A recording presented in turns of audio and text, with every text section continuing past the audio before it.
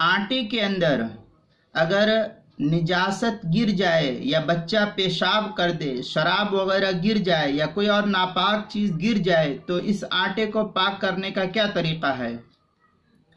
जवाब, अगर आटे में कोई नजिस चीज़, नापाक चीज़, पेशाब, शराब या और भी जो इनके कबील की है, ये चीज़ें गिर गई तो जहाँ तक निजासत, पेशाब वगैरह या जो कुछ भी है, उस निजासत अगर उस आटे के अंदर गिरा है और उसका असर जो है वहाँ तक पहुँचा है,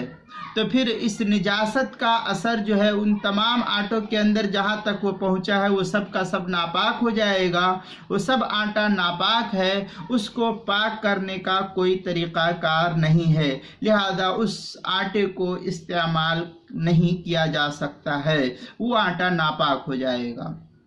जहाँ तक उस निजासत का असर पड़ेगा वो सब का सब आटा जो है नापाक होगा, उसको पाक करने का कोई तरीक़ा नहीं है, लिहाजा उस आटे को इस्तेमाल नहीं करना चाहिए। मुहीत बुरहानिया में है अद्दक़ीक़ु इदा असाबहु खम्रुन लम युकल वलैसा लिहादा हिलतुन, इसके तहत जो है नकल किया है